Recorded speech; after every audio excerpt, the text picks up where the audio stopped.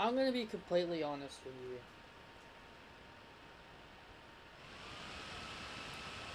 It is almost 2:30 in the morning. Here I am reviewing Monday Night Raw. And it's a complete joke how Monday Night Raw have pushed it.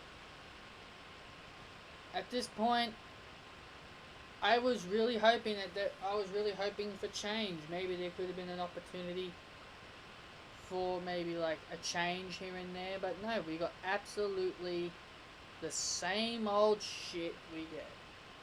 We started off with Mick Foley, then Kevin Owens came out, and then Chris Jericho came out.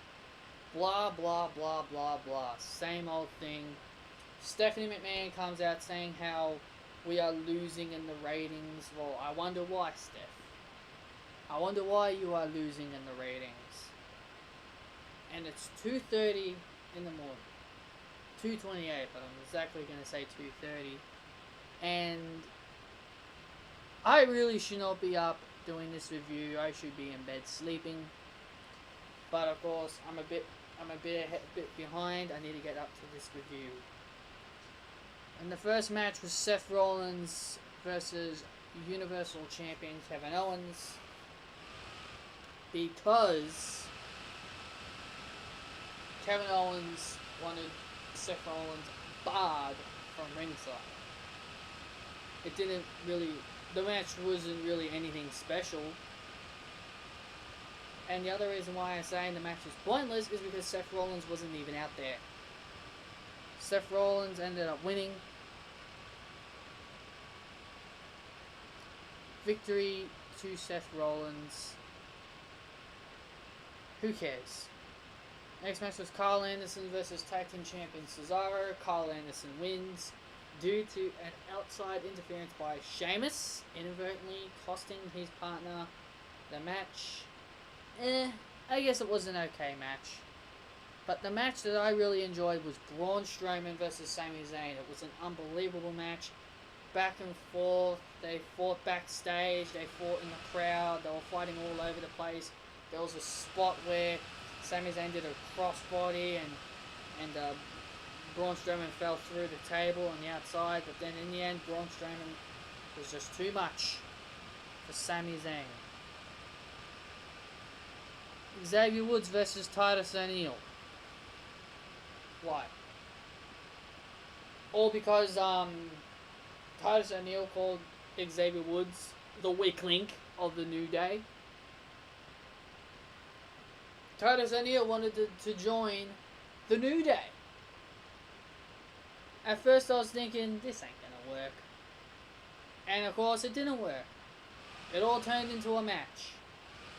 And Xavier Woods wins with a roll-up.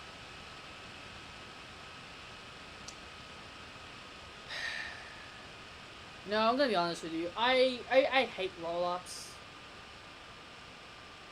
Personally, I don't hate roll-ups, but I just hate roll-ups when they win matches.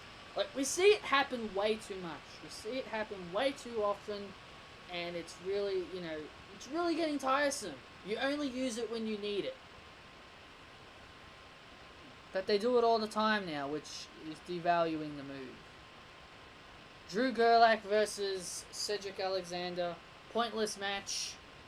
Cedric Alexander lost due to Alicia Fox apparently distracting Cedric Alexander. I don't know how she distracted him, but Tony Nese got on the apron. Listen, do you people honestly think Tony Nese looks like Damien Sandow?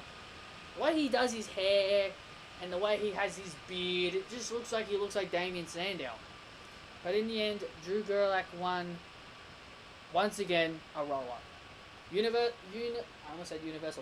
States Champion Roman Reigns versus Chris Jericho for the United States Championship. I knew Roman wasn't going to lose the title, because seriously, why would he? Now here's the funny thing, here's the kicker. I'm going to have the camera in a very good spot for this.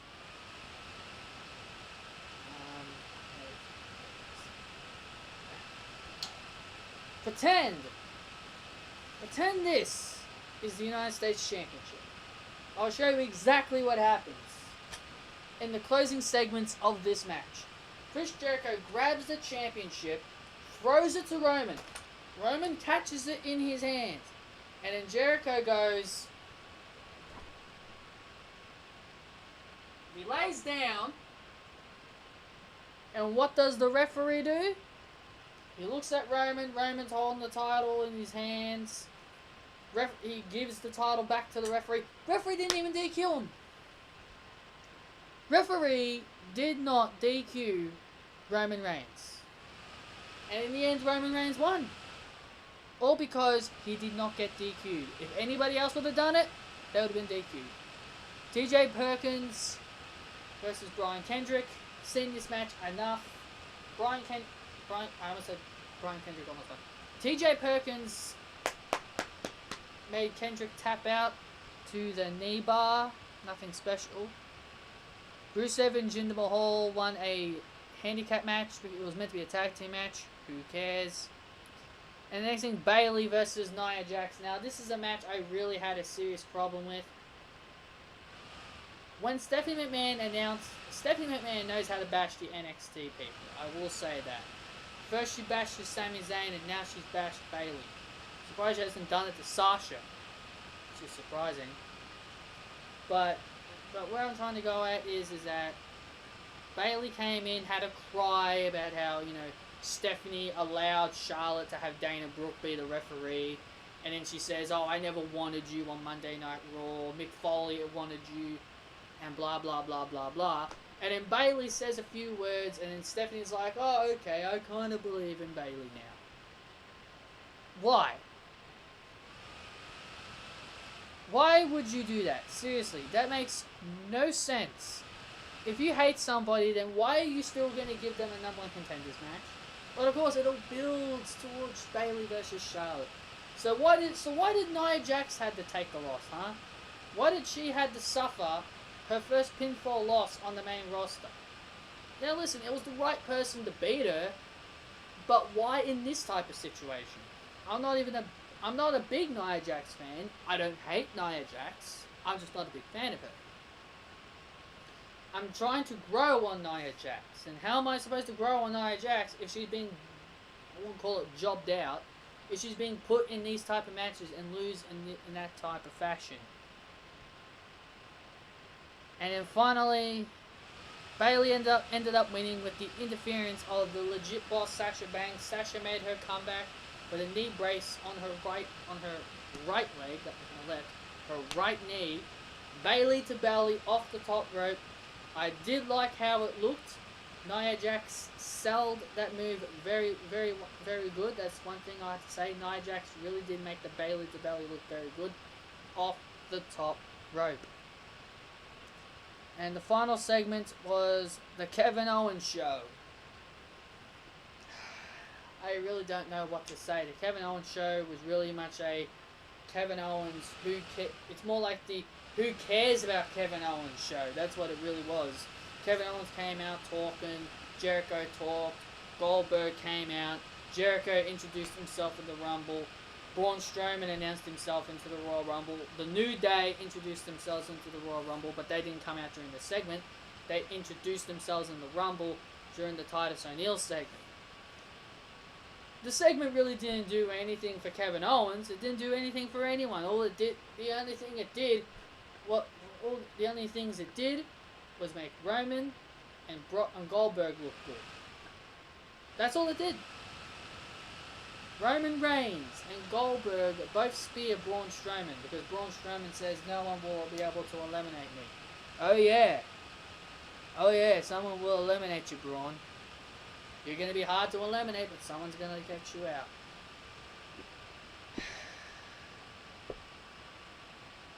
That's Monday Night Raw. That's Monday Night Raw in a nutshell, guys. Hope you guys enjoyed this review. Nice and quick, huh? I can see the look on my timer. It says 9 minutes. Almost approaching 10 minutes. That's how fast I got through this review. No bullshit. Trash. That's all I gotta say about this review. can't wait for SmackDown tomorrow night. Well, I should say this morning, because it's 2:30 in the morning. When I get up in the morning, it'll be Miz versus Ambrose for the Intercontinental title, and the contract signing between John Cena and AJ Styles. And maybe we might find out who the masked woman is, who the La Luchadora is, but I don't think we'll find out right now. I think we'll build towards that. Well, I think we should build towards that. So anyway, guys, that has been my review. I hope you've enjoyed it, and I'll see you guys next time for SmackDown Live.